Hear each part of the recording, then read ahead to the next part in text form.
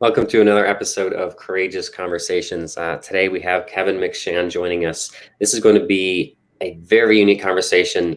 So Kevin McShan is a motivational speaker, a journalist, a disability advocate. He's also the host of the Let's Have This Conversation podcast, which, trivia fact, is how we met. I was on his show earlier this year. But anyways, he also was someone who's living with cerebral palsy. And this, I'll be totally frank here, is the first time in my entire life I have ever had an open, honest, frank conversation with someone who has a disability about their life and about their disability. It's one of those topics that whether I was told or whether it was just implied, it always just felt like it was impolite to mention and talk about. So literally in my entire life, right, never have I had a conversation like this.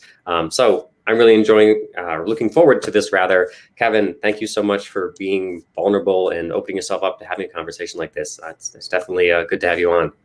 Jonathan, it's great to see you again, and thank you for the invitation to talk about inclusion. I'm delighted to be with you this afternoon and excited to jump into our conversation. Perfect.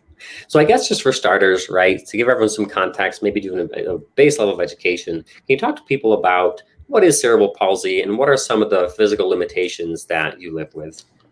Sure, no problem. So I was born with what's called spastic quadriplegia cerebral palsy. It just simply means that I don't have enough oxygen in my legs to walk normally. It affects things such as my muscle movement, muscle dexterity, my motor skills, my stamina, my riding, and those sort of things.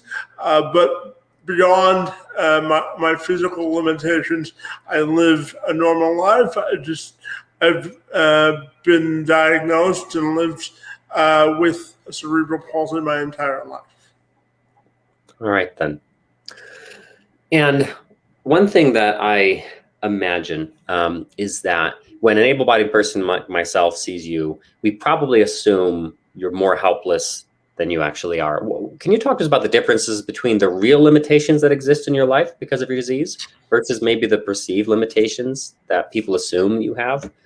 Well, yeah, Jonathan, I live my life through a simple saying that inclusion is the gateway to independence. It's something that's fueled my existence in life since I was a little guy. You know, I got into journalism because I believe that every person deserves a platform to share their story. Now, when you talk about disability inclusion, certainly when you look at things like employment and social interaction or social isolation and having people included in societal life is a big area of concern or big area of emphasis when you talk about disability advocacy and inclusion. So I've dedicated my entire adult life to opening up avenues of inclusion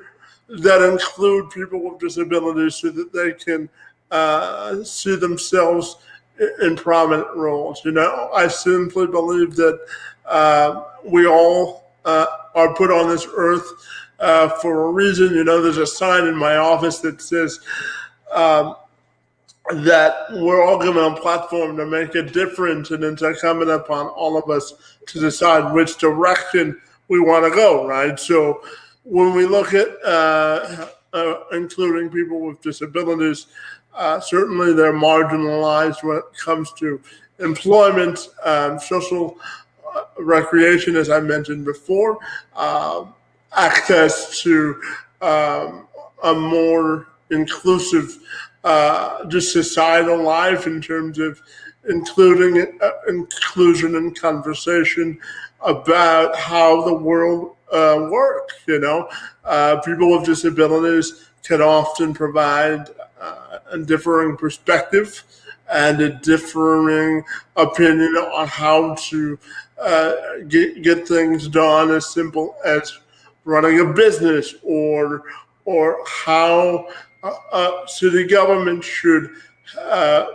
make a sidewalk to make it more accessible. So there are more avenues of participation that I think people with disabilities need to be included in, and we can certainly dive into those later in our discussion, but those are sort of the broad strokes if we're looking at disability inclusion when we talk about employment, societal inclusion, and making sure that they are fully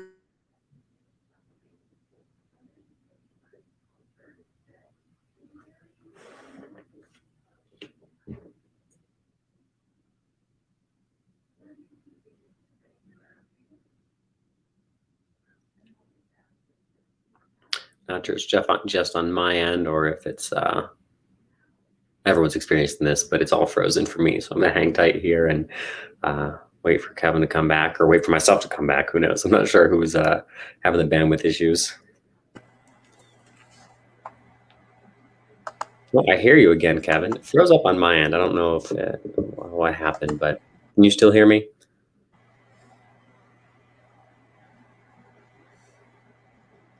we're back. It looks like it. Yeah. We're back.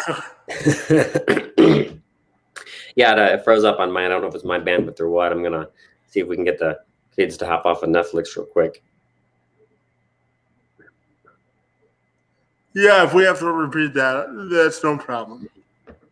Well, I think it was right as you were wrapping up that it froze up on my end. So again, I'm thinking it probably got through. And truthfully, it could have just been my end that was frozen. I mean, people watching this live could have seen it. Oh, no problem. Well, anyways, we'll jump back into it.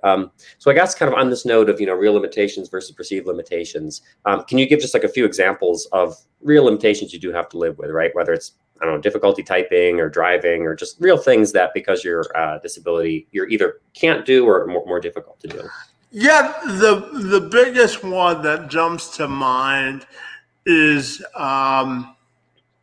transportation, and because when I don't have my support staff with me, I have to rely on transportation and getting. I'll give you a story. So a couple of years ago, I booked a trip to go to Fort Lauderdale. And as you know, I live here in Canada. So I called up the cab company and said, I need an accessible cab because I was going to take my regular electric wheelchair. And the only way I could do that was to take a cab because my regular wheelchair doesn't fold into the back of a car. So we get in the cab, and the cab driver says, I'm taking you to the Windsor Airport. And I'm like, I called the night before to make sure that you were taking me to Detroit. And the guy was like, I don't cross the border, right? So so then we had to go back, and I had to take another wheelchair. We went to the airport in my PSW car at the time, and we missed our original flight by 10 minutes. So I had two options. I could either go home and not go to Florida or pay the extra to book the next flight. It was 6:30 in the morning, and the next flight wasn't for the next 8 hours. And I had already rebooked the tickets, so we hung out at Detroit Metro Airport. Jonathan, if you ever need a tour there, I'm your guy. And I got some dining options for you at the airport. But anyway, the moral of the story was that I couldn't. Transportation is certainly the biggest because it's not like when you have a disability and you don't drive and you have to rely on other people, and you sort of rely on their schedule, whether other people are driving you or a public transportation schedule. The other one I would say, and the biggest one, and the one that I'm most passionate about is employment opportunities for people with disabilities. They're marginalized out of the workforce. Most often, I worked on a project back in 2018 called the Discoverability Network, which was the province of Ontario's new online job matching portal for individuals with disabilities and employers to get connected. And the way it works is you go on this website, you create a profile, and then you're matched with employers who are specifically looking for people with disabilities to hire. And if you're an employer, you can pick from a pool of candidates that are self-identifying as having a disability. So I think employment's another one. I think communication and the way we talk about disabilities has to change. You know, one of the biggest things that I always tell people is not to be afraid to ask questions about a disability, because I would rather you ask the questions and get the clarification that you need, rather than drawing assumptions that may not be true. So I think to answer your original question, there are three areas of main focus for me: transportation, education, and the need for a better channel of communication, so that barriers of access, whether it be understanding or opportunity for people with and without disabilities. I think those are the three main areas to answer that specific question. So that's interesting, right? Those sound predominantly limitations of the world you're placed in, less than just limitations of your body, right? Like that sounds like you can brush your teeth, get yourself dressed, you can make yourself food, you can like do traditional everyday life things, right? Driving a vehicle, I guess, is one thing your body limits you from doing, but a lot of stuff with like employment and education, that's not necessarily your body holding you back. That's more the world you're placed in that was only built with one type of body in mind. That seems to be the barrier there. Yeah, I always, when we talk about physical barriers, when you live with a disability, you sort of know your limits sometimes. And Hmm. sometimes, for example, when you talk about physical barriers, I don't often wear dress clothes because I struggle with buttons and zippers Sure. and belts, right? They're just, and if I do wear dress clothes, either my family, my immediate family, or my support staff have to help me get dressed, because Yeah. my body or my dexterity, because of my disability, is a problem, right? Another physical limitation is um, one of the reasons I wear glasses is because of my disability. I don't blink normally than everybody else. It affects the way of my muscle movement, right? So Hmm. it's blinking of the eyes. I can't stand for long periods of time because of the disability. I swim a lot because it helps with uh, my muscle movement in the pool. I almost feel weightless. I Hmm. enjoy flying because I don't know if you've ever flown with someone or been on a plane with someone with a disability.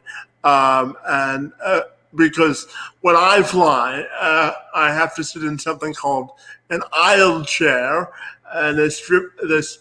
It's almost like a high chair, and you look like an astronaut every time you do it, because there's a Hmm. million bells to this thing. And so every time I go on an airplane, I have to go in what's called an aisle chair once I get on a plane, and the security has to take me to my seat so I don't get injured while flying, right? Because the Hmm. airline's responsible for making sure that I have a good flight, right? So I'm the first one on a plane. I don't fly for more than 2 to 3 hours at a time because once you're in the seat, right, you can't get up to go to the bathroom until you leave or the plane lands. So I don't fly for more than 2 to 3 hours at a time, and I wait for everybody else to get off a plane, right? So uh, certainly, again, when we look at transportation, that's a big one in terms of Yeah. limitations. But in terms of physical limitations, dressing myself, whether it I can only buy certain clothes if I want to dress myself independently, just because of my dexterity. It doesn't allow me to do it independently. So those are sort of my everyday physical challenges. Just dealing with my dexterity and making sure that I do everything to make sure that I don't lose control of my muscles. Like just before this podcast, I went walking with my personal support worker at the park to loosen me up. And he even told me when he was doing my physiotherapy after the walk that I'm a lot looser because I got the movement in my muscles. So it's like if I don't stretch for 3 to 4 days, like my hamstrings, I'm extremely tight. So it Mm. affects things like getting dressed in the morning because sometimes my muscles don't move the way they're supposed to do because I haven't stretched for a couple of days. So Mm. that's sort of like the inside look at some of the physical limitations that I endure having the type of cerebral palsy that I do. Yeah. So I hope that answers your question more. No, absolutely. One thing I'm curious about typing, I imagine it's something that requires a lot of dexterity, but I've seen you type at least some messages to me in the past. We've had conversations on LinkedIn and stuff. So you obviously managed to type, but is there a special keyboard you use, or have you just figured out how to work with a standard keyboard and make it happen? No, but I will tell you that I use a standard keyboard. I'm on a computer a lot, as you know, that I'm on LinkedIn a lot. But Sure. one thing that I do use is something called Kurzweil. It's a reading program, and I've started to use the reading out loud feature on Microsoft Word because I can read normally, but if I have um, a lot of words on a piece of paper or a computer screen, it's just easier for me to absorb the information if it's read out loud audibly for me, and it's easier for me to form a response after I have heard the text audibly. So um, some of the things I use are Kurzweil, and like when I have to write something, I have either my family or my support staff do it because my handwriting is affected by my disability. Sure. Um, so those are the things, and I use a computer to communicate more effectively because my writing is affected through my dexterity. But yeah, I use a computer like someone, an able-bodied person. I'm lucky in that way because there are more severe cases of CP that require people to use like speech to text where they speak words instead of typing them. There's a program out there called Dragon, and it's a typing program, and one of the like a voice activated typing program when you speak instead of type. But the only drawback to that is when you want to say a certain word and the computer thinks you said something else and you have to go back, and so there are different limitations in terms of communicating with the rest of the world, but in terms of using a computer and all of that good stuff, I'm lucky in that sense. But there are certainly communication challenges for people with disabilities as well. Yeah, definitely. Cool. Well, thanks for being so open about this. Like I said, these are questions I've never felt confident enough to ask someone before, right? We're taught Yeah, this no stuff. problem. And I apologize if my answers are a little bit long. That's the journalist in me, right? So I want to give as much information to these questions as you desire. So I hope you're getting something out of our conversation. No, this is fantastic. I think I want to pivot now and talk more about the emotional side of things, right? I imagine living with a disability must take an emotional toll. Talk to me about kind of your, I guess, emotional life and mental health throughout your life. Well, my mental health is something that I constantly work on, but I will tell you this one story when I'm asked about this. Hmm. Uh, so it was my seventh or eighth grade of elementary school. I had just returned from London from the Thames Valley Children's Hospital. And Okay. Dr. Tim Carey, who was the physician who performed all of my surgeries when I was a little guy, and as I progressed into a child, before my parents and I left London, he had sat me down and sat my parents down and said, in the fall of 1998, he had told my parents that this was my last leg surgery. There wasn't anything else medically that the doctors could do, or the medical team that was looking after my care could do to make sure that I walk without assistance or normally. So when I left that meeting, we had gone back to school that following Monday, and the principal could see that I was struggling with the news because my parents had called the school and said that I was emotionally struggling with the fact that I was told that I'd probably never be able to walk normally.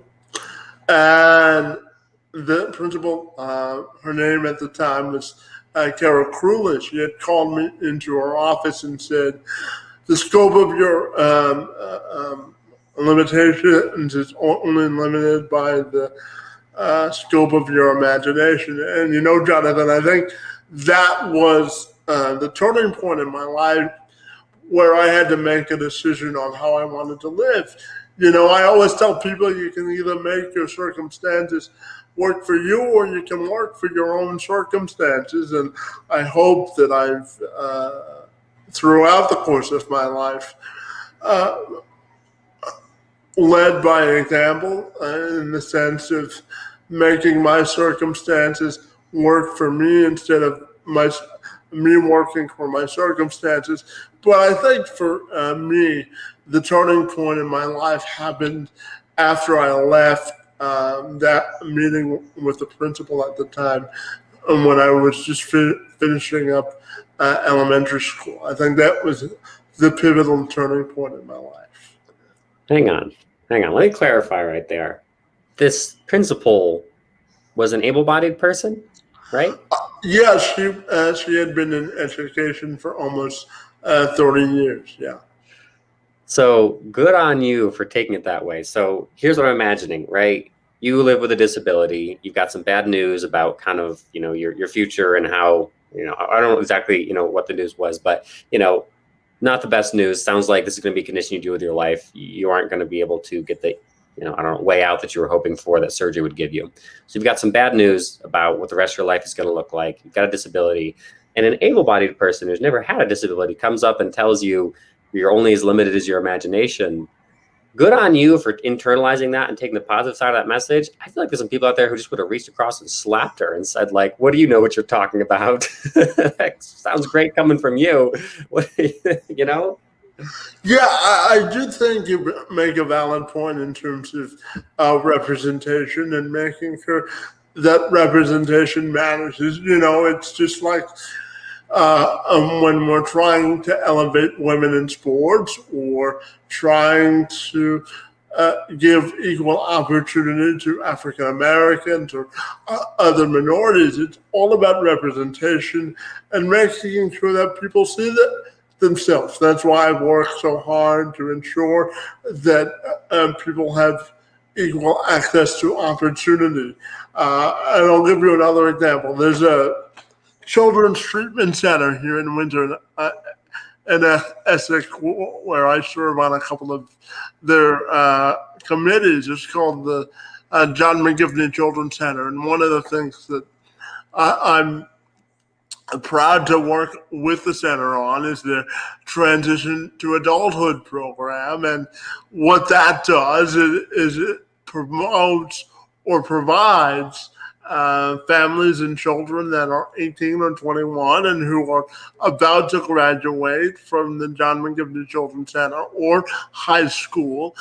Because when you age out of the system, when you're 21, from a medical perspective, you lose, right? You lose your physiotherapy, you lose occupational therapy, you lose your speech therapy. So, what the transition to adulthood program aims to do is to give students who are aging out of the system access to resources when it comes to employment, whether it be a job training program or whether it be access to other services within the community, and that families can access um, for better improvement in terms of advancement. I'll give you another example. When I was in college for journalism, we struggled to find an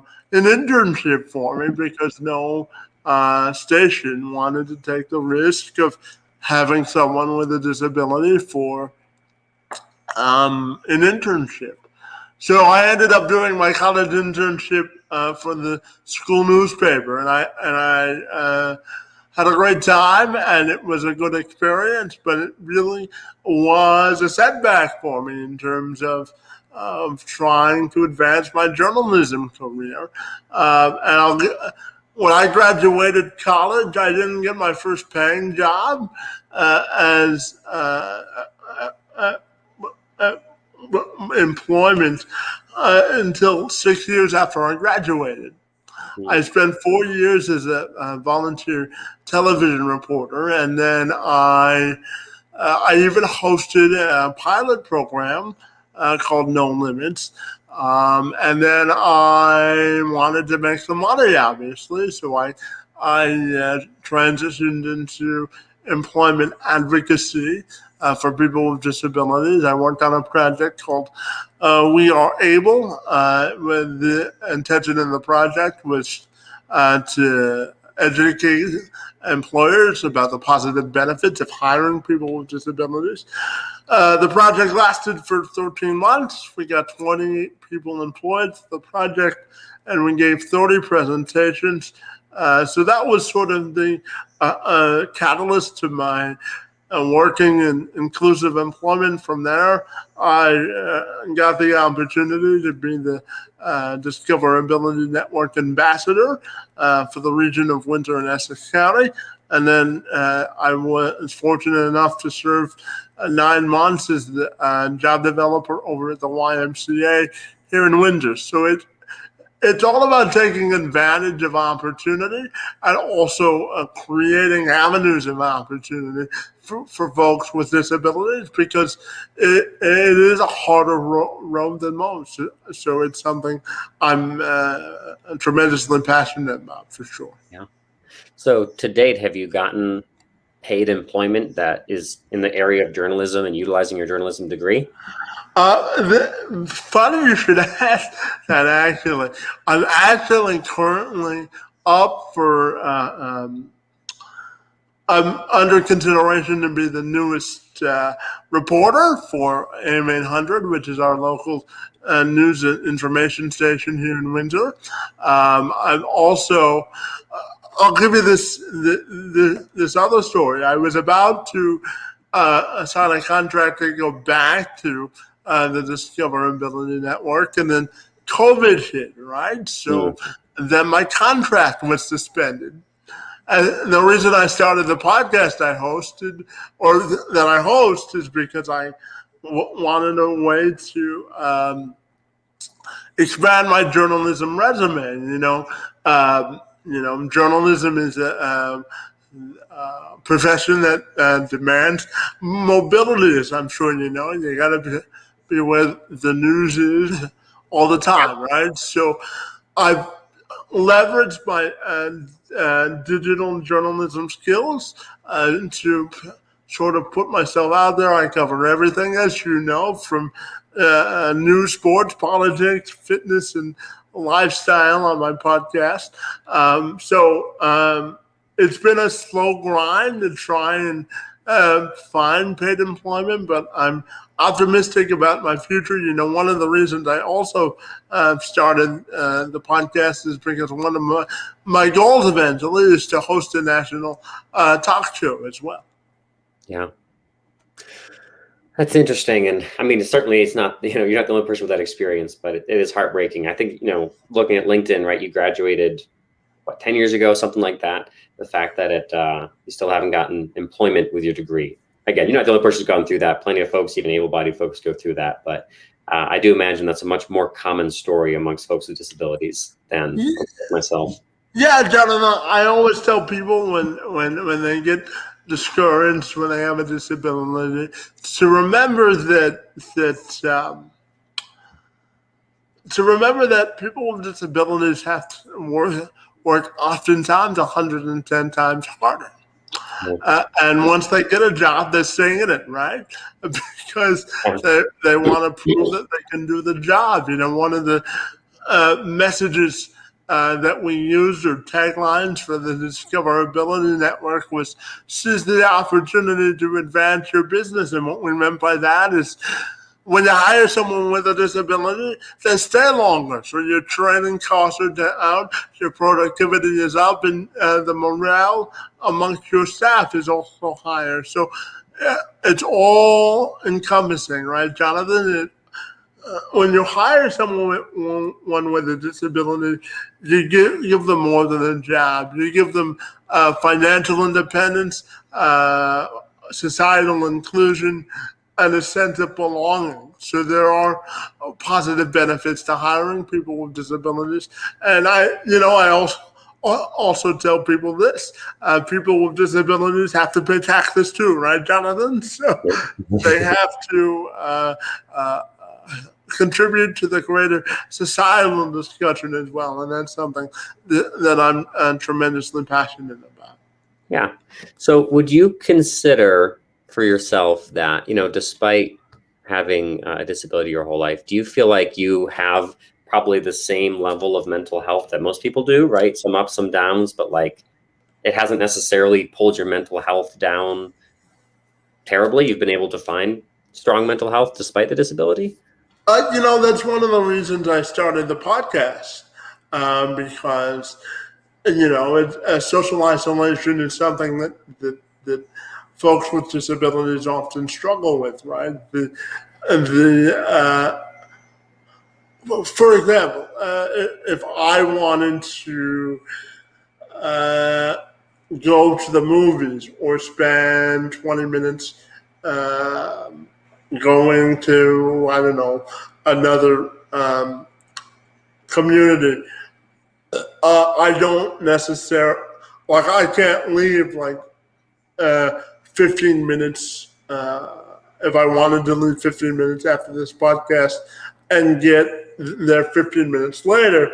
I couldn't necessarily do that. But when it comes to mental health, I think one of the biggest things that I'm also passionate about is creating avenues of inclusion for folks with disabilities, so that they can get a strong mental state if they're around people and around opportunities to be sociable, and they can work on their communication skills. Their mental health is stronger. But I do think social isolation is something, no matter how old you are when you have a disability, we all go through it, and managing it successfully is one of my passions as well. Yeah. Yeah, that's true. Like I've heard before, right, from folks with disabilities, that the social isolation side is rough. And like I mentioned, right, I've always felt like too uncomfortable to even talk to disabled people about their disabilities. And truthfully, in the few cases where I was around disabled people in my life, in school and church, etc., I just kind of ignored them, right? Because I didn't want to say anything offensive or do anything offensive or uh, do anything awkward or embarrassing. Like I feel like for able-bodied people, they feel like it's definitely very awkward and uncomfortable and socially risky, right, to engage with an able-bodied or a disabled person, rather, a person with a disability. With that in mind, I'm curious, if you don't mind me asking, do you have any, or I guess might be a better way to ask the question would be, how many friends do you have that are able-bodied? And have you had throughout your life, I guess? Well, before I answer that, I'll simply tell you, never be afraid to ask the question, because I think for most people with disabilities, and I'm speaking from my own personal experience, it's more helpful for us as a community or a population if people that don't know, if they would simply ask, because I think Yeah. it's also an opportunity to create a sense of conversation and a dialogue that's hopefully educational.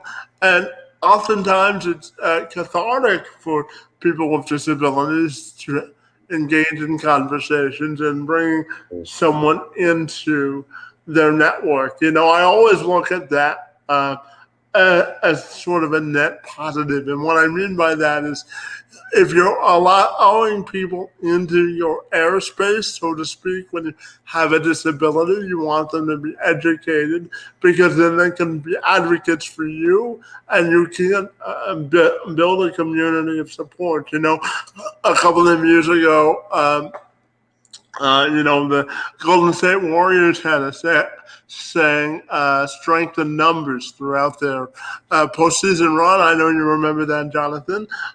So I liken that to that saying because I think strength in numbers is a very important thing when it comes to social isolation and building communities of friendships for individuals with disabilities. Yeah, it's interesting. So I'm curious, throughout your life, right, as a child, through school, now as an adult, how many, friends have you had that were able-bodied during those different seasons of your life? Jonathan, I'm a pretty open book. I don't really have a concrete number for you, but I've never had a problem with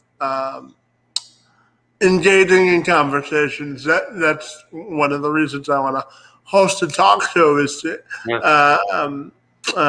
promote educational experiences for people that may not know about certain issues. But I've never had a problem engaging in conversations. In fact, when I was in journalism school, whenever someone would miss a class during college, they would always go to me and say, "What do I miss? What do I miss? What do I need to know? What's the homework assignment?" So I never had a problem in college or high school in making friends because I found it a cathartic experience Mm-hmm. to allow people to get into my world a little bit.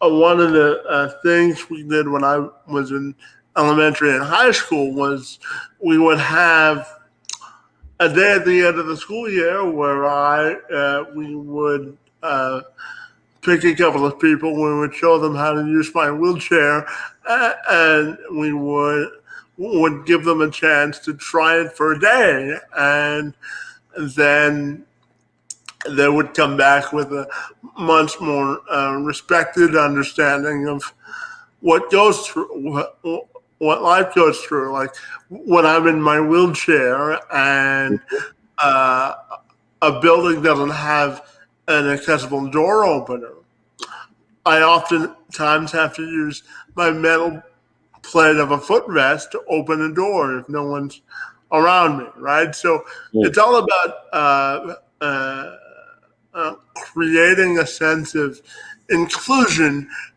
for able-bodied and disabled people to have uh, uh, an open and honest conversation, because it allows them to be educated, and it also allows them to uh, create or infuse themselves into a community of support for folks with disabilities. And that, Jonathan, is more valuable than you would ever know. So never be afraid to ask someone if you don't know um, how to approach a situation, or if you want to be helpful. The biggest advice I can give to you and your listeners is always be willing to open it up. A conversation of a dialogue, because you never know where the conversation would lead. Yeah.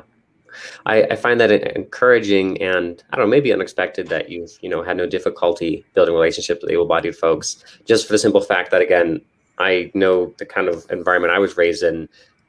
I sure as hell would never reach out, extend an arm of friendship to a person with a disability, because again, I'd feel awkward and uncomfortable, and I wouldn't be sure how to do it, and I wouldn't want to do it the wrong way. So I would just be like, well, how about I just be nice to them, but mostly ignore them, because that's easier, right? I hate saying that now, but that's kind of I feel like been the pattern for my life. Is it safe for me to assume you've kind of throughout your life had to kind of take the initiative in forming a lot of these conversations and relationships? Yeah, that's part of the reason that I am not bashful when I pursue things. Yeah. I think that the more open I am to pursuing something, the more likely it is I'm going to get it. I always tell people with disabilities, they don't know you're out there until you present yourself or you apply, right? So Yeah. you have. One of the things that I always tell myself and other people is that you have to be your own best self advocate, because no one knows what you need better than you.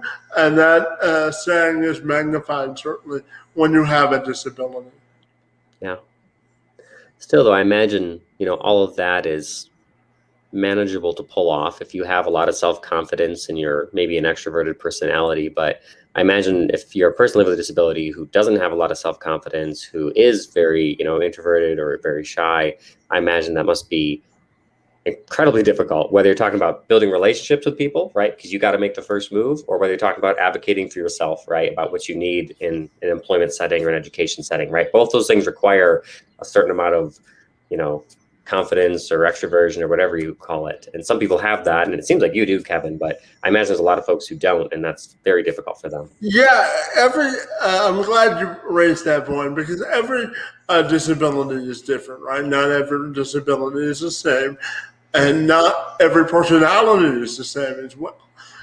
And I always tell people that your portrait of success is going to look different than other people, right?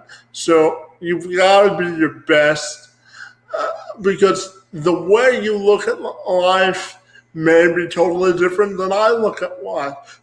So it's important to come up with whatever your own definition of success is.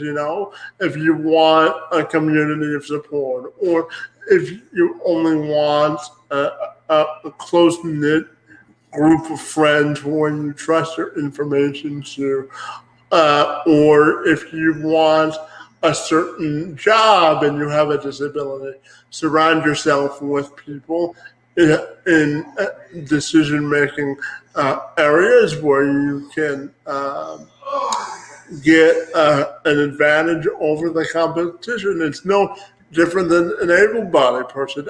An able-bodied person would want to create a competitive advantage for yourself. So the two things I would tell you is creating a competitive advantage and a portrait of success is different for every person with a disability, because they can have differing definitions.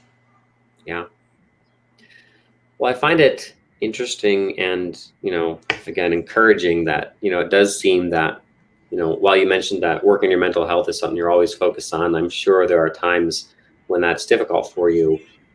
All in all, it does seem like you've managed to maintain reasonably good mental health throughout your life, right? You have work that you do, you feel like you have a purpose in what you're doing. And that's encouraging, right? Because, there's a lot of people out there who have fewer challenges than you have in life, right? And I think the fact that you're still able to find work that you can do, meaning a reason to get up in the morning, and again, presumably reasonably good mental health. I think that's encouragement. Yeah, yeah, everybody's got to find their own platform. And let me tell you, it's not always easy. Yeah, and it's not always like for my podcast, for example. Mhm. I started that because no one no one would hire me as a journalist, but I knew that I still wanted to pursue my journalism degree. Like, I don't get paid to produce the podcast that I do, and I'm almost at 300 episodes. Mm. So again, that's again going above and beyond the 110% because I have a passion in life that I want to pursue and make a career in. It's not always easy. Yeah. I've applied for, I don't know, a half a dozen to a dozen journalism jobs that I have not got, mainly because of my disability or the fact that I don't have a bachelor's degree. I only have a college diploma. And that's another thing, Jonathan, that I can dive into for you is the education gap for people with disabilities. Mm. Um, Oftentimes, high school diplomas and certificates aren't often enough to get a sustainable paying job. And, when you're on a fixed income, like uh, the average social assistant payment for someone with a disability uh, here in Ontario is like $896 a month. So when you buy groceries and food and clothes and your essentials, you don't necessarily have a lot of disposable income. So a number of uh, uh, steps have been taken over the years to sort of close the education gap to give people with disabilities a better shot at inclusion in all aspects of life. Yeah. It's interesting. Well, see, we're kind of coming up on time here. So I guess, since you mentioned you're a disability advocate, I want to kind of give you, I don't know, give you the stage for a few minutes, so to speak. If an able-bodied person is listening to this and they want to do something to make lives better, easier, less challenging for people with disabilities, what's like high up on the list of things that people can do? Well, I think if they're in a position of influence, for example, if they own a business, look for ways to fit the job that you need to get done for the skill set of someone with a disability. So if you're high up and you're a business owner, hire someone with a disability. Or if you run a company and you're an executive, look to update your diversity, inclusion, and equality plan. Or if you're simply a person that wants to take action, again, the simplest thing you can do is start a conversation because it breaks down the social and societal barriers of exclusion and it turns them into inclusion. So simply start a conversation with someone with a disability, ask them how they're doing, what their disability might is, and ask them to educate you on what their disability is, what are the challenges they face, and how it affects their daily life. And certainly, just starting a conversation and asking those questions is a great place to start. Yeah, cool. Well, thanks again for your time, Kevin. Thanks for your openness and vulnerabilities. We talked about everything under the sun. It felt like conversation went a lot of places. I certainly know I'm better off for having this conversation, and I hope our listeners are better off for listening to it. So thanks so much. Jonathan, it was a delight to be with you, and thanks for the opportunity to talk about diversity, equity, and inclusion. It's most appreciated. Absolutely. Thanks again.